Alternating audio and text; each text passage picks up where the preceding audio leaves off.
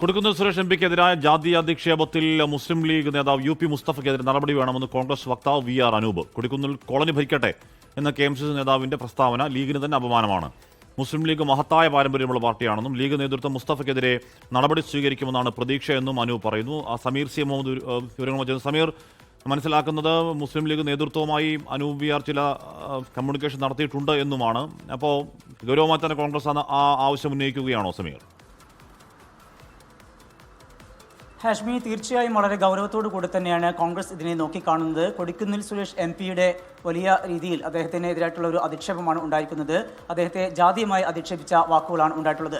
മുസ്ലിം league വളരെയേറെ മഹത്തായ പാരമ്പര്യമുള്ള ഒരു പാർട്ടിയാണ്. ആ പാർട്ടിയിൽ നിന്ന് ഇത്തരത്തിലുള്ള ഒരു കാര്യം പ്രത്യേകിച്ചും കോൺഗ്രസിന്റെ നേതാക്കൾ പ്രതീക്ഷിക്കുന്നില്ല. കോൺഗ്രസിന്റെ ഒരു മുതിർന്ന നേതാവിനെതിരെയാണ് ഇത്തരമൊരു പരാമർശം ഉണ്ടായിരിക്കുന്നത്. അദ്ദേഹം കോളനി ഭരിക്കട്ടെ എന്ന ഒരു പരാമർശമാണ് അദ്ദേഹത്തിന്റെ ഭാഗത്തുനിന്ന് ഈ UP മുസ്തഫ എന്നുള്ള മുസ്ലിം ലീഗിന്റെ നേതാവിന്റെ ഭാഗത്തുനിന്ന് ഉണ്ടായിട്ടുള്ളത്.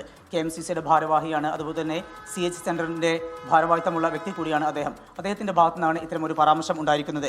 എന്നെ പ്രസിഡന്റ് ആക്കിയിരുന്നെങ്കിൽ എന്റെ പഴയ കോളനി മൊത്തമായി ഭരിച്ചേനെ എന്ന് കൊടിക്കുന്നിൽ പറയുന്നതായാണ് ഈ വ്യക്തി ഫേസ്ബുക്കിൽ കുറിച്ചത്. അത്തരത്തിലാണ് ജാതീയ അധിക്ഷേപം ഉണ്ടായിരിക്കുന്നത്. ആ വിഷയമാണ് ഇപ്പോൾ കോൺഗ്രസ് ഗൗരവമായി എടുക്കുകയും അതുമായി ബന്ധപ്പെട്ട് VR അനൂപിന്റെ പ്രതികരണം വരികയും ചെയ്തിരിക്കുന്നത്.